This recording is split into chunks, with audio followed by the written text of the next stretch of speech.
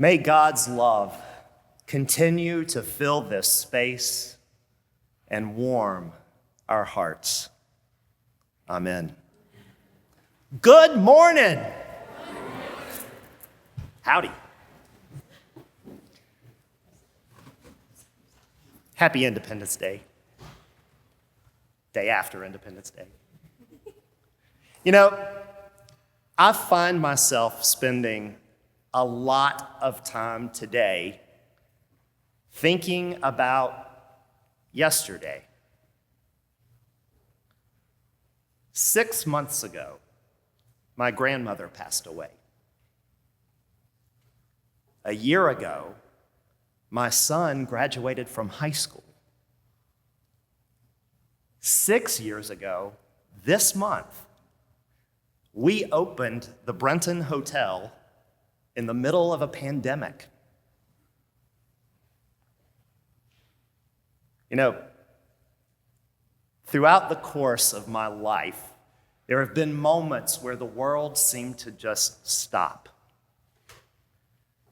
I would look around and think, how did we get here? Things like the attacks on the World Trade Center, or standing atop the highest peak in Hong Kong and looking down on the city, on Macau and on the Pacific Ocean. Ronald Reagan's assassination attempt. Or rounding a corner from a narrow street in Rome and seeing the Colosseum for the first time. Walking the World War II memorial at my grandfather's side.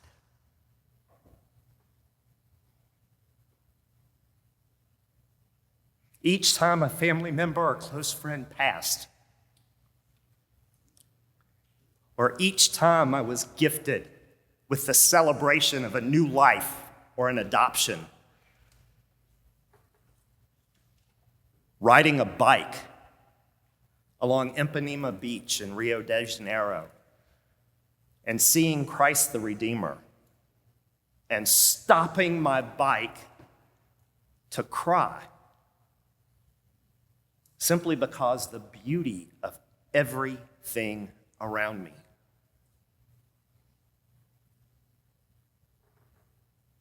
Then there was learning about and living through the HIV and AIDS crisis. You know, all of these things, plus millions of others, shaped the person I am today. Each memory and experience layering itself onto the last, creating guardrails and stop signs in my day-to-day life. Lessons learned I carry with me and share with others. Occasionally, I begin to think my experience makes me an expert on life itself, that I'm empowered to shower profound and foundational wisdom on others from the depths of my own personal experience, and do it from a place of goodness, a place of compassion, and a place of love. Now, objectively, and in the words of my grandmother, who stole them from someone else, what is good for the goose isn't always good for the gander.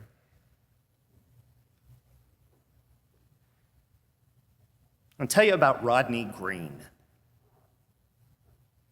was my very first friend. He and I met on day 1 of kindergarten. And we didn't leave each other's side. We both went home after school and told our parents about our friend. And while at school, we played. We learned to count. He made fun of me because I never could guess the number on the calendar in the front of the class. You see, our teacher would put this cardboard birthday cake over the numbers to celebrate the birthdays of the people in class, and I just couldn't do it. Until the month of March rolled around, and I shouted, 6! Because it was my birthday. I knew that one. Now, one day in the late spring of that year, Rodney and I were playing on a rope swing in the far corner of a playground at Bruce Drysdale Elementary School.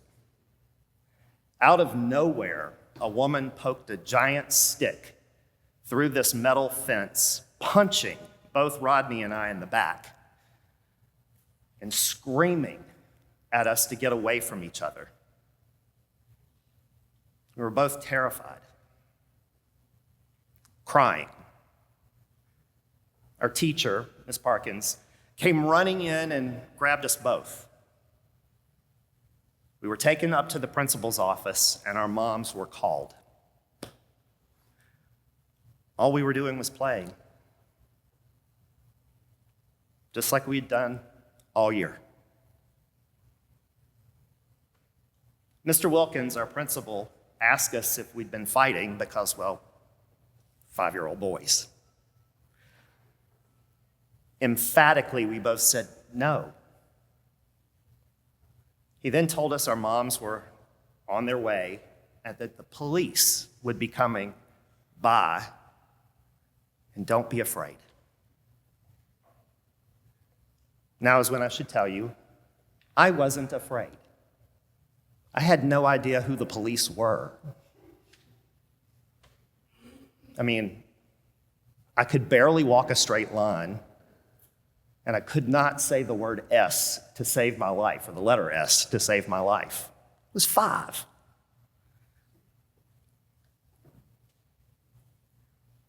It's about this time that Rodney's mother walked in, and she looked at me and smiled. I can still remember her saying, "Andy, I am so happy to meet you."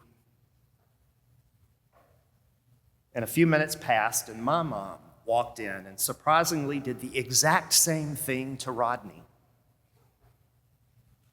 We all sat down, and I cannot honestly tell you, between the moms and the principal and the teachers and the police, what was actually said.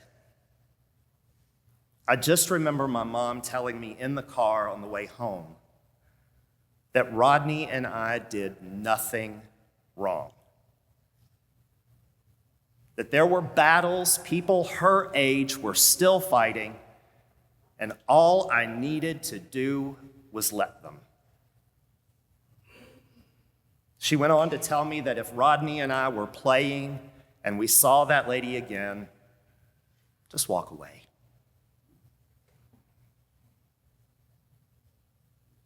Rodney and I grew apart over time. He and I were 2 of the 86 people that I went to school with in the very same class from kindergarten to our high school graduation. As a matter of fact, Rodney also attended the University of North Carolina at Greensboro, and we lived on opposite sides of the same dorm hall. But 13 years had passed by that point. And sadly, the reality of what happened to us in kindergarten, we were both now painfully aware of.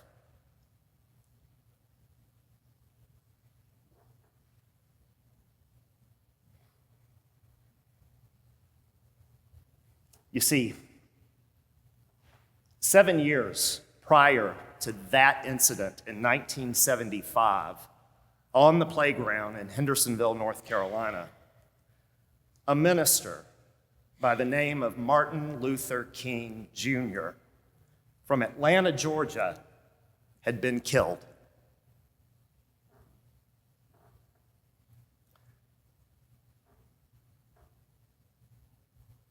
I can remember my mom asking me when I was 16 and driving why Rodney and I didn't hang out.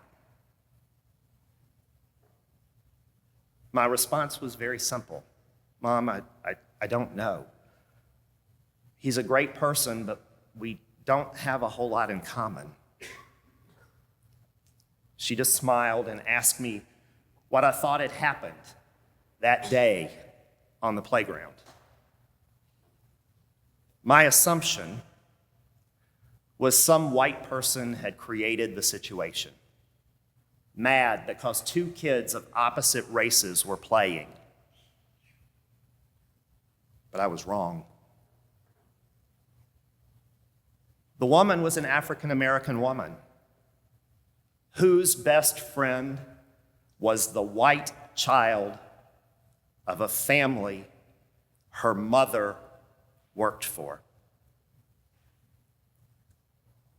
Eventually, that woman's best friend turned on her and called her a lesser human being.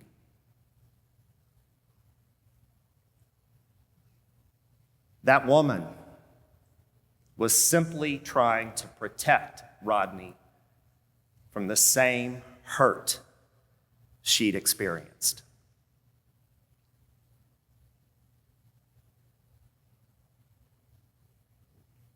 Now, please keep in mind, as all of this was going on, I was coming to terms with who I was. Scared to talk to my parents about my true feelings. I would turn on the TV and see images of people marching with banners that read, "God's plague," and "HIV will free us of sin."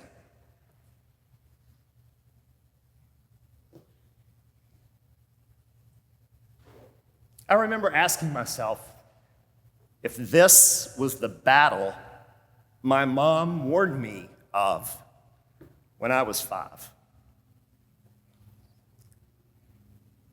In retrospect, maybe it was. The fight wasn't easy and is far from over. But so is the fight my mom talked about.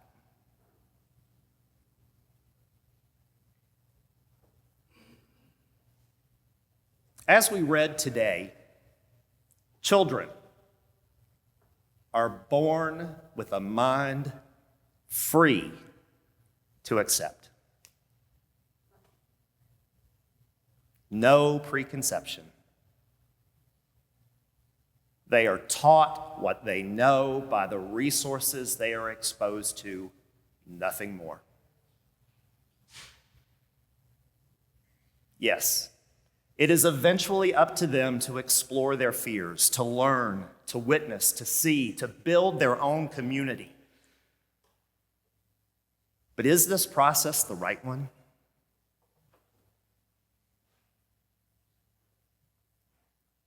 When God tells us the path is through Him, He is saying the path is love. He is saying we are His community, and in us there is love. Our bodies and minds grow to interpret right and wrong. But we are born to love.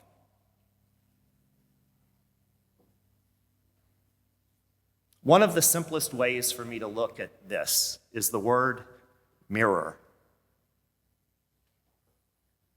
I used to try and trick my son into saying that word. He would, and he would say, "Pop, that's a mirror." To which I would laugh and say, "What the hell is a mirror?" Imagine the exact same word pronounced so differently. And that's just a word for something that forces us to look at our own reflection.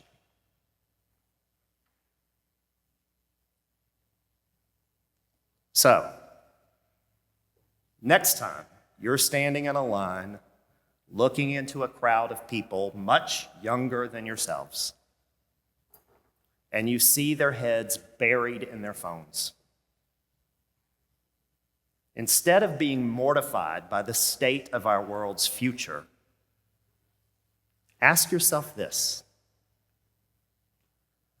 what would you have done if at 18 you had the opportunity to see what was happening live in Thailand to an 18-year-old walking out of a temple service and blessing his family?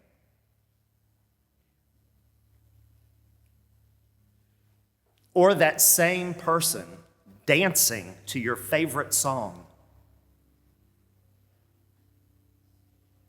Or maybe reading a poem to you in Thai and hearing the magic of verse in that language for the first time in your life.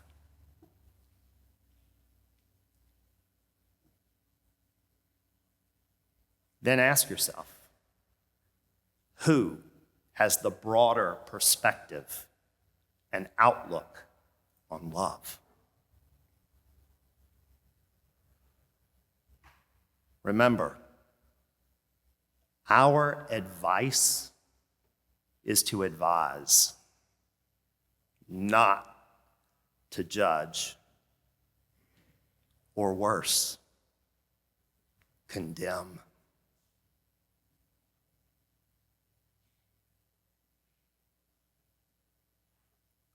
Amen.